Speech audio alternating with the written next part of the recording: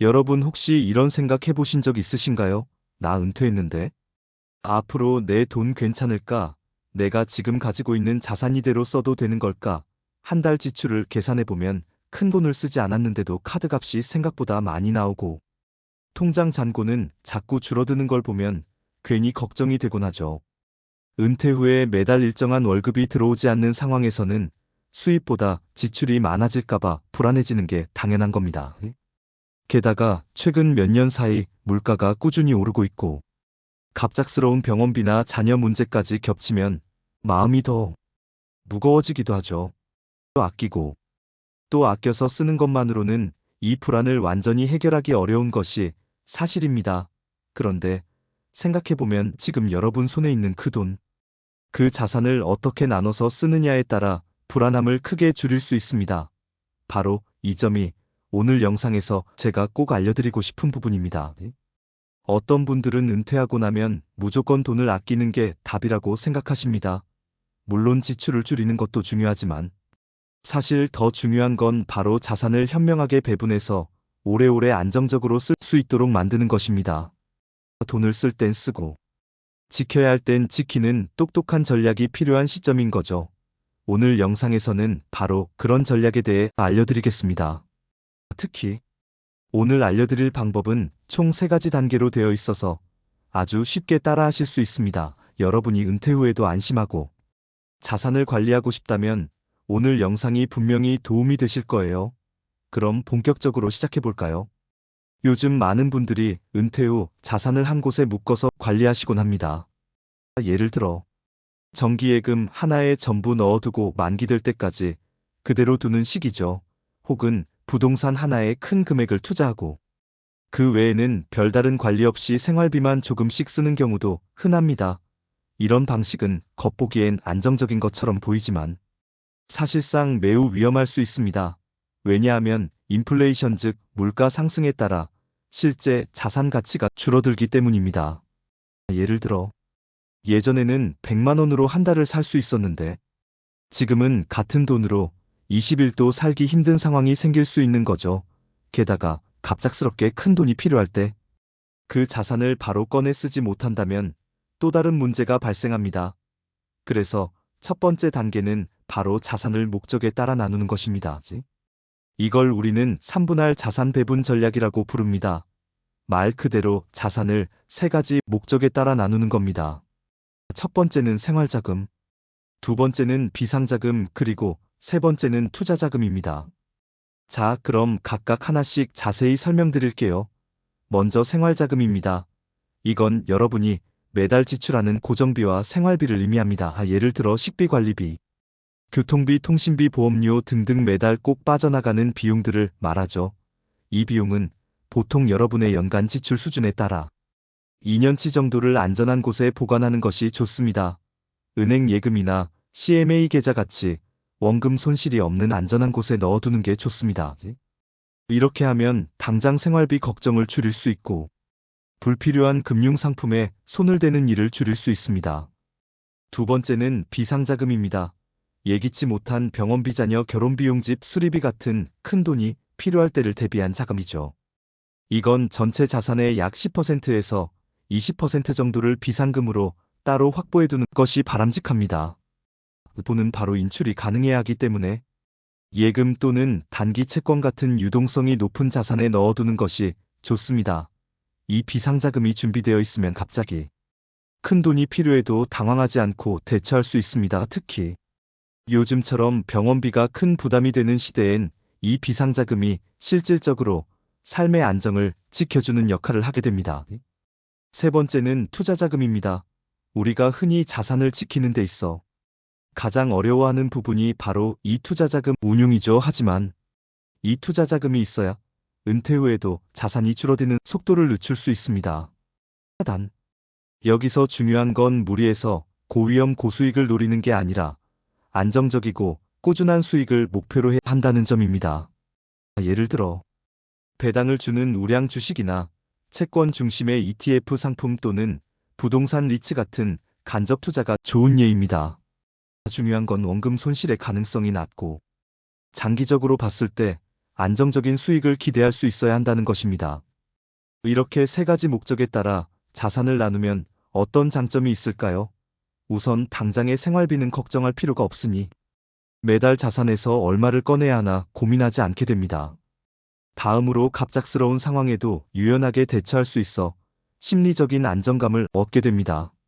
그리고 마지막으로 투자 자금은 자산을 불리는 역할을 하게 되어 자산의 수명을 연장시켜줍니다. 실제로 이 세 가지 분할 전략을 실천한 67세 이정숙 씨는 처음엔 복잡하게 느껴졌지만 몇 달 지나지 않아 자산이 정리되는 기분이 들어 훨씬 마음이 편해졌다고 합니다. 생활자금은 은행 예금으로 따로 빼두고 비상자금은 CMA 계좌에 넣어두고 투자자금은 은행 PB의 도움을 받아 배당형 ETF에 일부를 넣었는데 매달 생활비는 일정하게 나가고 예상치 못한 병원비에도 걱정이 없어졌다고 합니다. 이정숙 씨는 이 전략 덕분에 자산을 오래도록 유지하며 안정적인 노후를 보내고 있다고 합니다. 여러분도 충분히 실천하실 수 있는 전략이죠. 다음 부분에서는 이 자산 배분 전략을 어떻게 내 생활에 실제로 적용할 수 있을지, 또 어떤 실수를 피해야 하는지에 대해 구체적으로 이어서 설명드리겠습니다. 계속해서 다음 분량을 이어서 작성하겠습니다. 두 번째 단계로 넘어가 보겠습니다. 두 번째 단계는 바로 자산 점검 주기 설정하기입니다. 이게 무슨 말이냐면요. 자산 배분을 한번 해놓고 그대로 두는 게 아니라 정기적으로 점검해서 상황에 맞게 조정하는 것이 중요하다는 의미입니다. 많은 분들이 자산을 한번 나누어 놓으면 이제 끝났다고 생각하십니다. 하지만 실제로는 우리가 살아가는 환경이나 생활비 지출 규모, 가족의 상황, 금융시장의 변화 등이 계속 달라지기 때문에 자산 배분도 이에 따라 조정이 필요합니다. 예를 들어 물가가 올라서 생활비가 예전보다 더 많이 든다면 생활자금을 조금 더 확보해야 할 수도 있고, 자녀 결혼이나 손주 교육비 같이 새로운 지출 항목이 생긴다면 비상자금을 더 늘려야 할 수도 있습니다. 이처럼 자산 배분은 살아있는 계획처럼 유연하게 움직여야 합니다. 그렇기 때문에 저는 최소 1년에 한 번, 혹은 상반기와 하반기로 나눠서 6개월에 한 번씩 자산 점검을 하는 걸 추천드립니다. 이 점검의 핵심은 크게 세 가지로 나뉩니다. 첫째, 각 자금의 사용 상태를 체크합니다. 생활자금은 얼마나 남았는지, 비상자금은 사용한 적이 있는지, 투자자금은 수익률이 어떻게 나왔는지 살펴보는 거죠. 둘째, 생활 환경의 변화를 반영합니다. 혹시 병원비가 늘고 있진 않은지, 지출이 커진 부분은 없는지 체크하는 거죠. 셋째, 금융 환경의 변화도 확인해야 합니다. 금리가 올라 예금 이자가 많아졌다면 투자자금 일부를 예금 쪽으로 옮기는 것도 좋은 전략이 될 수 있습니다. 이처럼 상황에 맞게 유연하게 자산의 위치를 바꿔주는 것이 자산을 오래 지키는 핵심이 됩니다. 그럼 실제로 어떻게 점검하면 좋을까요? 먼저 간단한 표를 하나 만들어 보세요. A4 용지에 생활자금, 비상자금, 투자자금이라는 세 가지 항목을 가로로 적고 세로엔 항목별 잔액, 지출 변화, 수익률 등을 기입하는 겁니다. 이걸 분기마다 한 번씩 적어보는 것만으로도 여러분의 자산 흐름을 명확하게 파악할 수 있습니다. 그리고 스마트폰을 활용하는 것도 좋습니다. 최근에는 시니어 맞춤형 금융 앱도 많이 나와 있고 은행에서도 시니어 전용 자산관리 서비스가 있어서 도움을 받을 수 있습니다. 또한 전문가의 도움을 받는 것도 하나의 방법입니다. 요즘은 무료로 자산 점검을 해주는 은행이나 금융기관도 많습니다.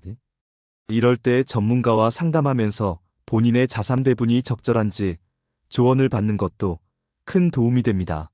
실제로 70세의 박기현 씨는 자산 점검을 전혀 하지 않다가 자녀 결혼 자금으로 갑자기 큰 지출이 생기면서 투자 자금 일부를 손해보고 해약해야 했던 경험이 있다고 합니다.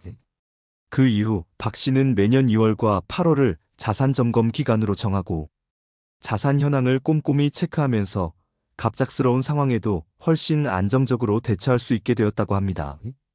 이처럼 두 번째 단계는 자산을 단순히 나누는데 그치지 않고 삶의 변화에 맞춰 유연하게 점검하고 조정하는 것입니다. 이 과정을 꾸준히 반복하면 자산의 수명을 훨씬 길게 유지할 수 있습니다. 또한 이렇게 자산을 살펴보는 습관은 자신감과 마음의 안정을 가져오게 됩니다. 이제 마지막 세 번째 단계로 넘어가 보겠습니다. 세 번째 단계는 바로 소득 대체 수단 마련하기입니다.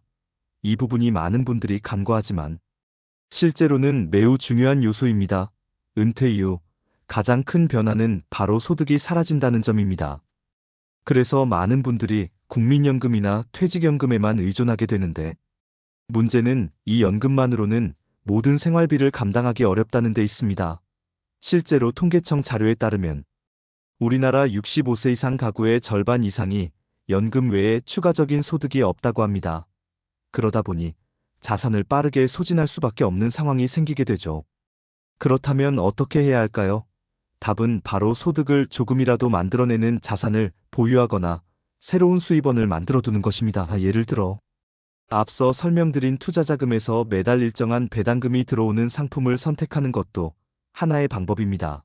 우량주 배당 ETF를 예로 들면 연 3%에서 5% 정도의 배당 수익을 꾸준히 기대할 수 있습니다. 또 부동산이 있다면 월세 수익을 낼 수 있도록 활용하는 것도 좋습니다. 단 직접 관리가 어렵다면 리츠처럼 부동산에 간접 투자할 수 있는 금융상품도 충분히 고려할 수 있습니다. 뿐만 아니라 최근에는 시니어를 위한 온라인 소득 모델도 점차 확대되고 있습니다. 예를 들어 재능 공유 플랫폼을 통해 본인의 경험을 강의로 전달하거나 작게는 중고 물품을 판매하는 방식도 있습니다. 물론 소득 규모는 크지 않을 수 있지만 중요한 건 매달 일정하게 들어오는 돈이 있다는 것이 심리적으로 주는 안정감입니다. 실제로 66세의 이종남 씨는 배당금이 월 15만 원 정도 나오는데도 생활의 만족도가 매우 높다고 합니다. 왜냐하면 나는 아직 소득이 있다는 생각이 자존감과 자신감을 높여주기 때문입니다.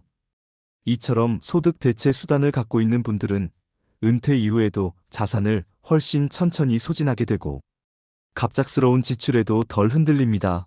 소득이 없어 자산만 가지고 살아간다는 생각은 우리를 위축시키지만 소득이 조금이라도 있으면 같은 자산이라도 더 오래 유지할 수 있는 힘이 됩니다.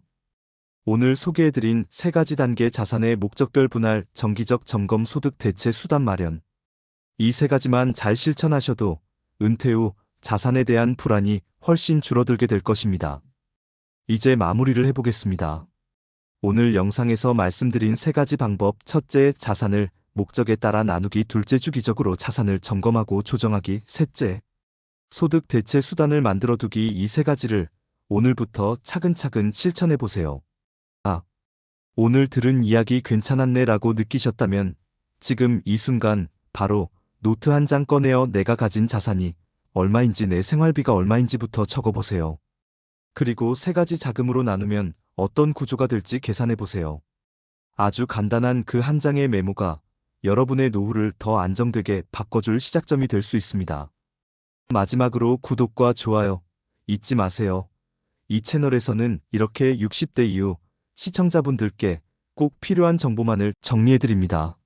앞으로도 은퇴 후 생활에 필요한 재정, 건강 일상관리까지 다양한 주제를 다룰 예정이니 구독하셔서 계속 함께 해주세요.